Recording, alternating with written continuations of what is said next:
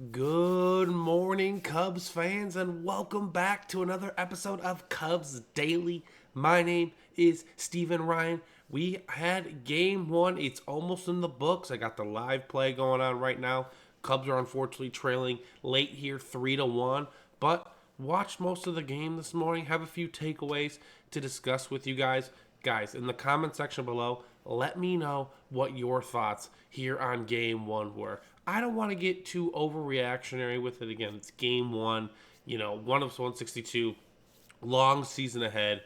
We can still build great, good baseball habits, but let me know if you think I see anything that's kind of like concerning to you on that front. So comment that question down below, and then also like and subscribe to the channel. Again, you guys have been absolutely fantastic in supporting this channel over the past few weeks, and do not worry, we got plenty more baseball coverage to get into. So let's dive right into it, ladies and gentlemen. Cubs are currently trailing late 3-1. They're going into the top of the ninth against the Dodgers, and it's, again, like I said, it's a 3-1 game.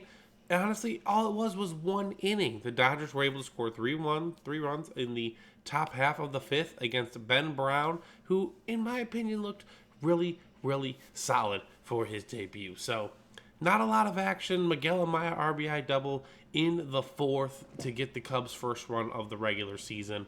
But, again, a lot of first game, I don't want to say jitters, right? I just want to say, it's like taking the dust off the old bookshelf, right? Like, you just haven't faced this style of competition in over several months.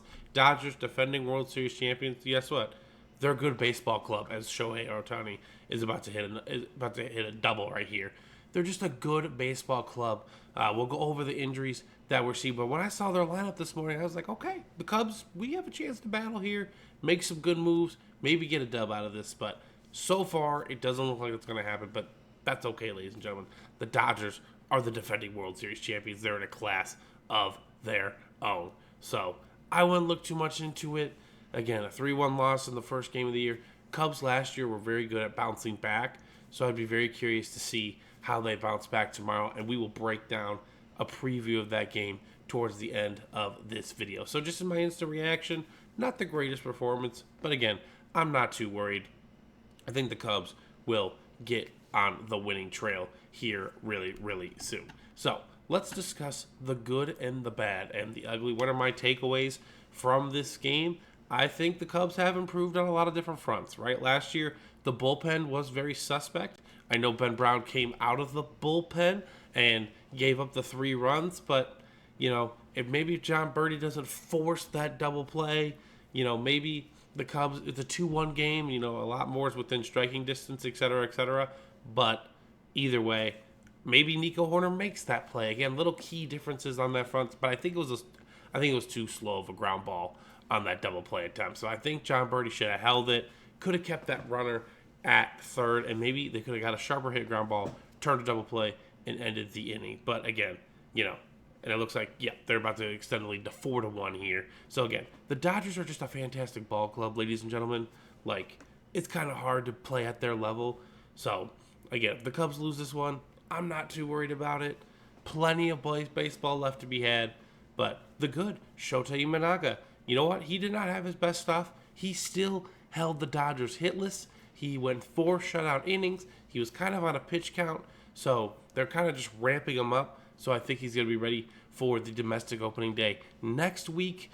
But either way, Shota, very solid. I'll also say Ben Brown did a very good job. I know he gave up the 3 runs. But again, after that, 2 shutout innings really, extended the life of that bullpen per se. Eli Morgan came in, gave us a shutout inning, et cetera.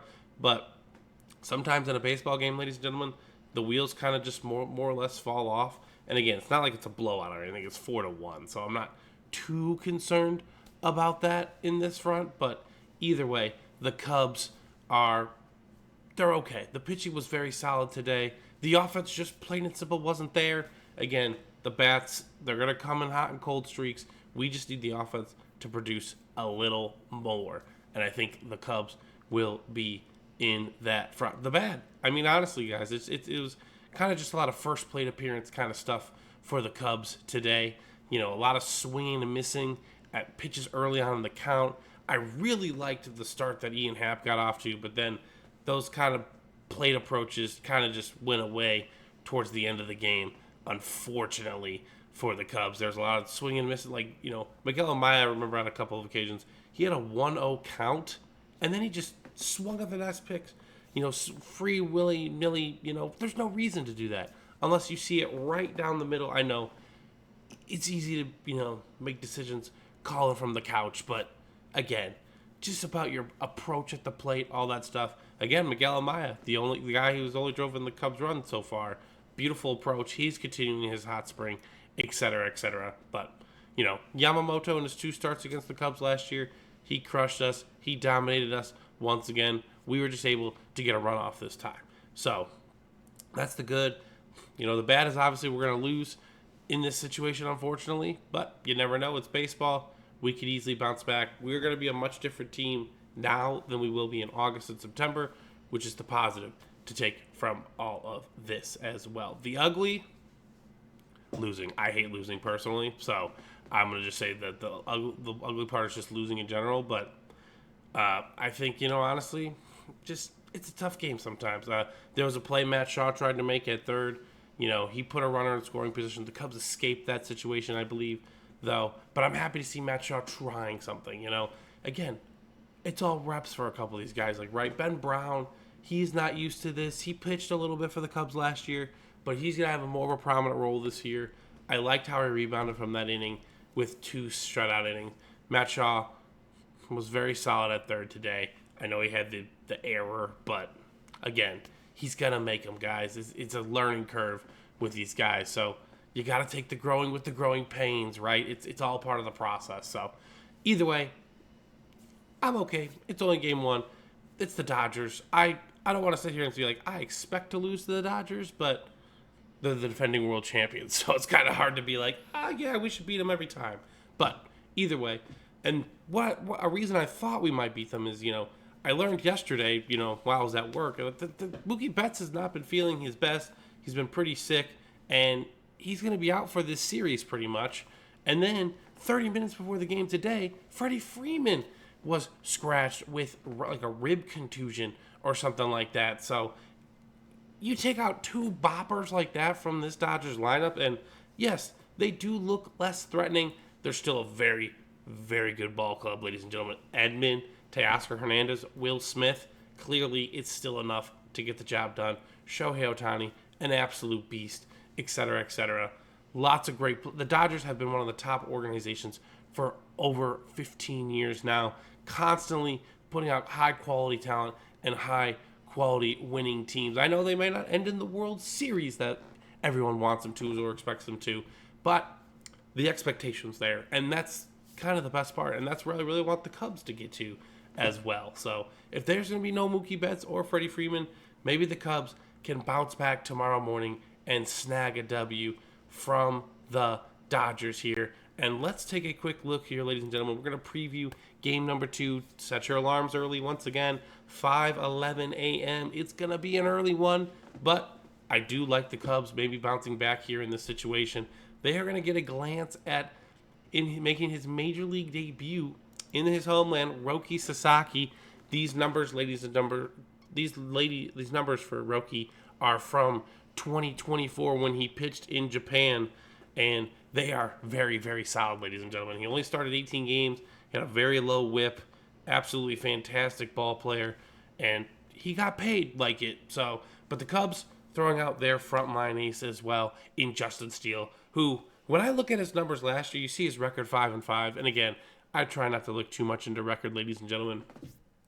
But you look into his record, 5-5, not great. But the ERA is there, the WHIP is there, everything is there for Justin Steele. So hoping he can continue his success off 2023 and the end of 2024 and building a strong campaign for 2025, because we're going to need him and Shota to be very strong for us in this campaign for the Cubs. And obviously, Jameson Taillon built off a very strong end of 2024 as well. So excited to see the rest of this come from fruition. But again, this is the big question, right? When you're facing a brand new pitcher, he's making his major league debut. He's either going to pretty much dominate you, or he might get hit really well. So Cubs don't have a lot of film on him, but hoping they kind of, go a little bit more patient with Roki Sasaki, take some pitches. Yep, you're going to strike out sometimes that way, but either way, the only person today with a decent plate approach was probably Ian Happ, honestly. He took a lot of pitches. I know some of them ended in strikeouts, unfortunately, but Ian did a really good job of racking up that pitch count for Yamamoto and maybe giving the Cubs a chance to score some runs. So that's pretty much the preview for tomorrow morning's game, ladies and gentlemen. The Cubs are going to be in pretty much the same situation again. They're going to be underdogs in terms of betting, but, the Cubs, it's baseball, ladies and gentlemen. You never know who's going to pitch on what day. You never know what matchups are going to, benefit another team. And maybe the Cubs are going to have their day against Roki Sasaki in his Major League debut. Again, ladies and gentlemen, I appreciate everyone who tunes in to Cubs Daily. Make sure you guys like the video and subscribe to the channel, and I will see you guys tomorrow. Peace.